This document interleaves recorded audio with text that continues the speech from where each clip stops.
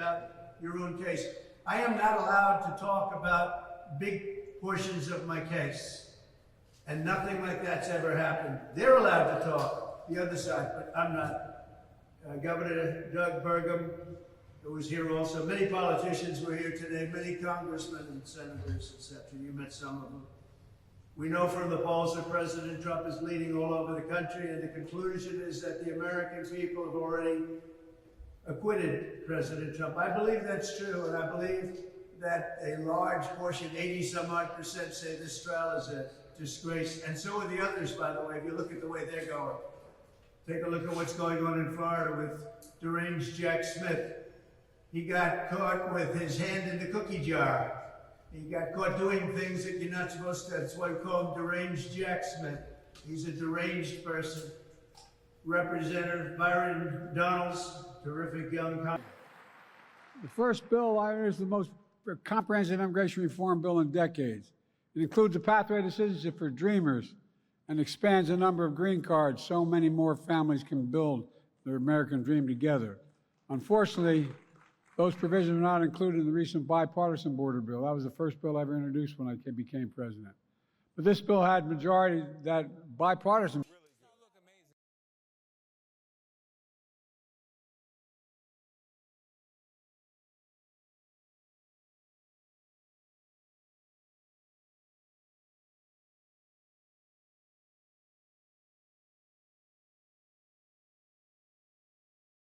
No choice but to let somebody jump you so she could get the concept of what she was doing. Sometimes kids learn from what they see and not what they hear. So I wanted it to be a visual experience, okay? I'm out here doing the Lord's work, okay? God is pleased with me whether or not y'all are.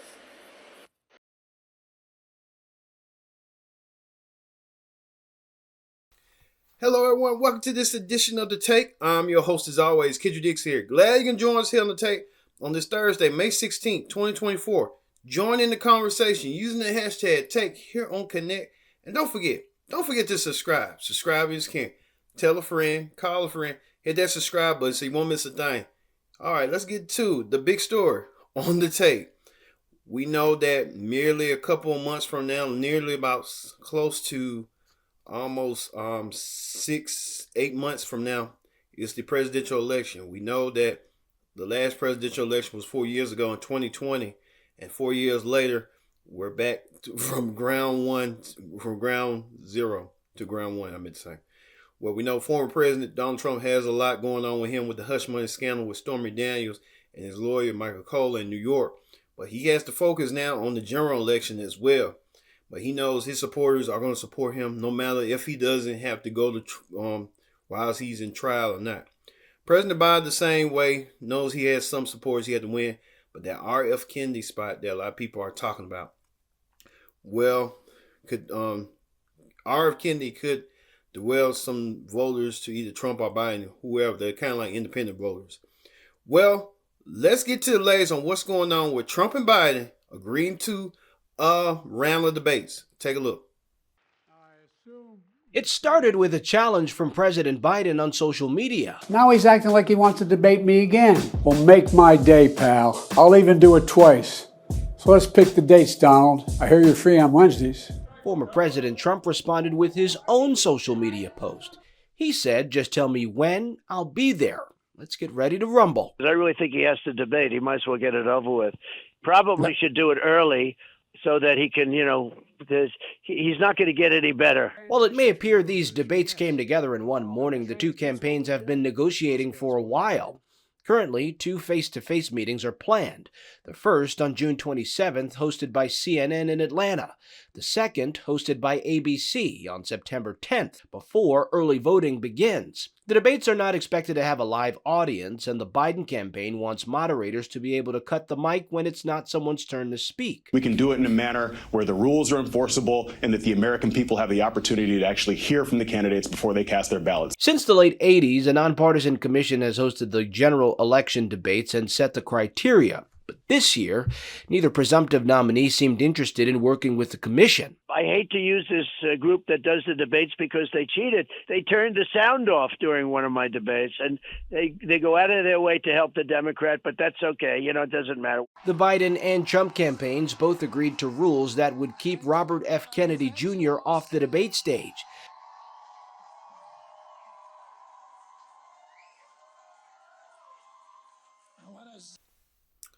As you saw right there, Trump and Biden agreeing to more debates. They wanted to get this out the way, hash it out, since they've been poking at each other for quite some time, even to the last presidential election. That has been 8 years in the making, even to the point where Trump was the incumbent last election year cycle, and now Biden is the incumbent they're trying to defend his presidency against the man that used to be president. So there's a lot going on. We'll have more of Biden and Trump a little bit later on the show in the political rundowns. Just stay tuned. All right, in celebrity news, are Ben and Jennifer may be heading for Splitsville? That's what we're hearing reports from In Touch Weekly. These are the reports right here that Ben and Jen, who kind of rekindled their relationship, got married 2 years ago in Vegas. Now they're calling it quits, saying that he is not controllable and she cannot control him, and she's going to be stuck to her ways. I think J-Lo has a lot going on. She's trying to go back on tour. Ticket sales aren't doing too well, and Ben wants to move on. Last time we saw Ben was at the roast of Tom Brady. So that shows shine right there. Ben Affleck is move on. We'll see how this is going to play out between Ben and Jennifer going forward. It's like you go around the block, and then like Vanilla and Shanti, it worked for them, but then Ben and Jen from the early 2000s is kind of like a different story. So, hey, we'll see how that's going to go. All right, in talk shows, Gayle King, the host of CBS Mornings, was shocked to learn about this. You're talking to somebody who my grandmother said to me, Mother Nature was not as kind to you as she was to other little girls. Okay, Grandma, come on. My grandmother. Maybe you need to start wearing makeup like your friend Oprah, because Oprah and I were friends back then. I mean, I just never saw myself this way. Still don't see myself this way. But when I look at that, I go, that looks damn good. You look good. Yes, Gayle King will be gracing the cover of Sports Illustrated with a lot of Sports Illustrated models. Gayle King at her age, almost 70 years old. Gayle King looking really tone fit. Next thing you know, Oprah gonna want to do Sports Illustrated. That's just how it goes, Oprah. But Gayle looks kind of beautiful in this. She's kind of fit in shape, and then she still, you wouldn't believe, she still kind of looks youthful. So youth plays a part in Gayle King's decision. So good for Gayle King at that matter for her. All right, we'll be back with more Take. Don't go anywhere. This is the Take here on Connect TV for our season finale. We'll be back. Welcome back to the Take. I'm your host as always, Kendra Dix here. Glad you can join us here on the Take on this Thursday, May 16th, 2024. Join in the conversation using the hashtag Take here on Connect, and don't forget to subscribe. Subscribe is caring. Tell a friend, call a friend, hit that subscribe button so you won't miss a thing. You must remember this. We will be back for season 8. Yes, we will be back. We got renewed for season 8. We'll be back in September for season 8 of the Take. We'll know what's going to go down, what kind of stories we may have covered that year. We want to thank you for this season 7 because it was a phenomenal season 7. Even the viewerships went up this time, and we want to thank you for keeping an eye on watching the Take, being a lower viewer audience, even the highest Take ever. Than our other seasons. So we want to thank you for that. All right, we get back to the political rundown. We get more back to President Biden and President Trump on their debates. They're taking pot shots at each other. So let's look back with Trump and Biden pot shotting each other, saying awful remarks towards each other right here. If you're Jewish and you're a Democrat, and that includes Alan Dershowitz, you ought to have your head examined. You see what's going on with Israel. But he goes, I'm a Democrat. You should be equally concerned about how the legal system is being weaponized and abused for partisan purposes. Remember this, all over the world they're watching this trial and they're seeing what a disgrace this is, and a big disgrace to New York. You know, I love this state, I love this city. And they've got to get it back. They've got to get the legal system back because businesses are leaving. People are fleeing, but businesses are leaving because they can't go through what I'm going through. Speaker Mike Johnson was here a little while ago. He says, just apply common sense. Take a look at what's happening. Just apply common sense. A great gentleman, Victor Davis Hanson, none of the 5 civil or criminal cases currently lodged against former President Donald Trump, by the way, all going through Washington. This is all election interference by Biden. Have ever had merit. None of them have had merit. These criminal and civil trials are merely the continuation of extra legal efforts of the last 8 years to destroy a presidential candidate in lieu of opposing him in a transparent election. Enemies like China and Russia now boast that America's new political prosecutions are similar to those of their own system, and even more so.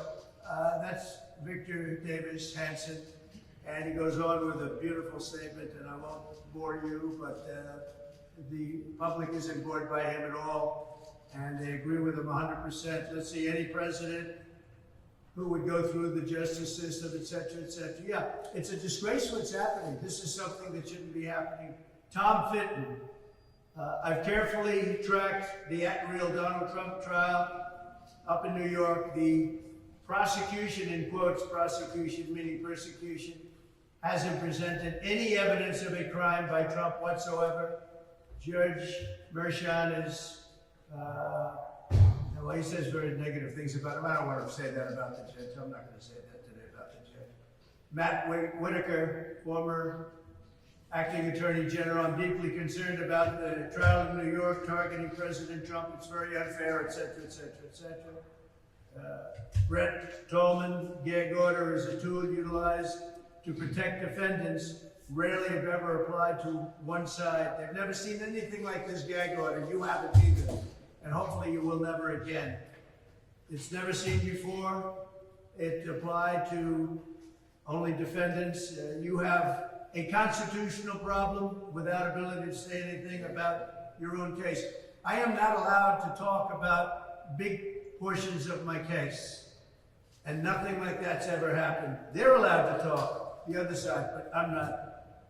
Governor Doug Burgum, who was here also, many politicians were here today, many congressmen and senators, etc. You met some of them. We know from the polls that President Trump is leading all over the country, and the conclusion is that the American people have already acquitted President Trump. I believe that's true, and I believe that a large portion, 80-some-odd%, say this trial is a disgrace, and so are the others, by the way, if you look at the way they're going. Take a look at what's going on in Florida with deranged Jack Smith. He got caught with his hand in the cookie jar. He got caught doing things that you're not supposed to. That's why we call him deranged Jack Smith. He's a deranged person. Representative Byron Donalds, terrific young congressman. This is a travesty of justice. Look around New York. New York's got a lot of issues, and he talks about the issues. We have people being killed right outside, and yet we have 20 prosecutors sitting over there for what most people, almost every single legal analyst says, no crime. There's no crime. But we've got all the DAs in there, and they say it's no crime. Corey Mills, this is nothing more than election interference at its finest. The American people see the sham indictment for what it is. So that's it. Look, the trial is going very well. It's the 4th week. I've been stuck in here for 4 weeks. I call it the icebox. We call it the icebox. Now, today, this is what they should be looking at right here. That's what they should. This is called our new wave of crime, migrant crime. I call it Biden migrant crime because he's allowed probably 15, 16 million people into our country having no idea who they are. Many are from prisons and jails. Many are from mental institutions and even insane asylums. They're emptying out all over the world. They're coming into our beautiful USA. And this is a man just charged with the death of a 3-month-old baby. This right here. This is what we're allowing into our country. No checks, no nothing. And then on the economy, interest rates are rising at a rapid rate. And inflation is going up very, very powerfully. And if you know what inflation really is, it's a country buster. Inflation over the last, if you look over 500 years, you look at countries with inflation, they're busted. They bust up countries. And that's what we have. We have record inflation, and it's back. And people are dying because of it. You would have had no inflation with me. We were down to practically nothing. You have record inflation, and it's back, and you have very high interest rates. People can't buy homes. They can't buy anything. They go for food, and it's 40, 50, 60, 70, 80% more than it was just a couple of years ago. So that's a shame. We'll be back tomorrow. Again, we had a very good day. I think we're exposing this scam for what it is. Thank you very much. Do you have faith in your legal team? Would a new Trump DOJ enforce the Comstock Act? The first bill I introduced is the most comprehensive immigration reform bill in decades. It includes a pathway to citizenship for dreamers and expands the number of green cards so many more families can build their American dream together.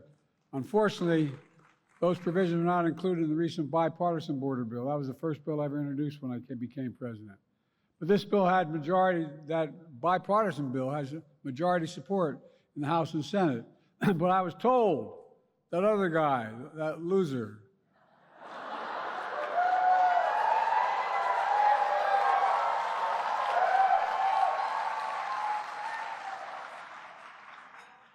I think he's having trouble. Trump called Republicans and to block that Senate bill, got on the phone and said it'd be a win for Biden and a loser for him. So they have to make sure you don't allow it to get to a vote. But he's wrong. Republicans in Congress must act because it's the right thing to do and America needs it done. Thanks. You can tell, you can cut the intensity to a knife.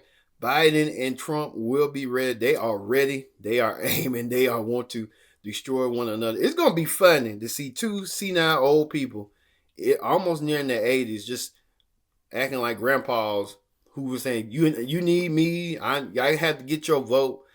And we'll see how this is going to play out throughout the whole entire election. So just stay tuned with us here on Connect throughout the whole year for that.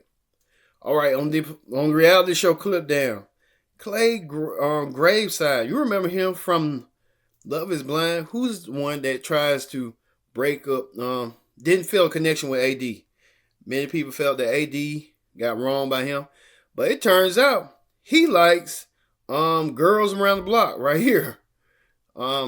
He likes this girl right here who's been gaslighting Future and a couple of other artists for having babies with claiming to have a baby with Future. Clay, you're gonna do what you want to do, but be careful because you never know with her. You had AD. Hey, things just don't work out. It doesn't work out. You probably want to delve in your freaky side. So hey, you can dabble in your freaky side and do what you want and do what you will and do what you must. But always remember to always use for protection. But hey, that's him. He's just gonna live his life and he'll find out one way or another if it was the right thing to do right now. He's still playing around, so he wants to be in the streets more than ever. So hey. Speaking of that, on the reality show Clip, Sidney Powell, who's a transgender person, is now making rounds that she is teasing with Eddie Winslow. I saw this and I thought, Eddie Winslow was a woman there? What's going on with a porn woman? Then I had to look deep down, did my research. It's Sidney Powell. She's the one that claimed she had relations with Chingy, and Chingy rejected and denied, saying that he never did. Eddie Winslow looked like he's the type of person that'll just try anything. It's just weird to me. Now, they saying about Carl Winslow with Diddy, and now Uncle Eddie Winslow. What's going on, really? What's really going on, for real? I'm telling you. It's just getting weirder and weirder. But Sidney Powell and Eddie Winslow was teasing and didn't lead to nothing, but you never know how this is going to lead to. All right. And finally, our final season 7 viral video of the week goes to a dad that said that he was tired of seeing his daughter getting bullied, so he took matters in his own hands with this. watch me and my brothers jump her daddy after school. I'm sorry. I know that was probably a traumatizing experience for you. But we kept asking you to stop bullying my daughter and you wouldn't listen. We sent letters home. We even had a meeting with you and your parents and you wouldn't listen. So now you know your actions have consequences. And since you too young to receive those consequences, you had to watch your daddy take those consequences. Get some therapy. You'll be all right. To a 7-year-old girl who had to watch me and my brothers jump. A lot of y'all keep asking why I didn't fight this man one-on-one and why I got my brothers to jump him in front of his 7-year-old daughter. And the answer is simple. Life is not fair. You get jumped by responsibilities every day. Bullying is not fair because you're picking on somebody that's essentially a weaker vessel and that's smarter than you. So I wanted to make sure she saw what it looked like when a fight is not fair and you don't have no choice but to let somebody jump you so she could get the concept of what she was doing. Sometimes kids learn from what they see and not what they hear. So I wanted it to be a visual experience, okay? I'm out here doing the Lord's work, okay? God is pleased with me whether or not y'all are. Yes, the dad saying that he was tired of seeing his daughter getting bullied. He decided to beat up his daughter's bully father just to show his daughter bully father that, hey, two can play that game. At both ends, it's wrong. Just report to the principal and make a resolve that both kids say, hey, you can't hit each other. Y'all know better. But, that typical, that happens in this world. People going to want to fight and bully, see how far they can go. That's how it be. So hopefully they learn from that and come better with that. And they might become friends down the road. Say, hey, we was arguing for totally nothing. All right. Thank you all for watching this edition of The Take. I've been your host, Kendrick Dick says so long. What a wonderful season 7 take we had. We got renewed for season 8. So we're looking back forward to seeing you in season 8 of The Take later this September. So for me being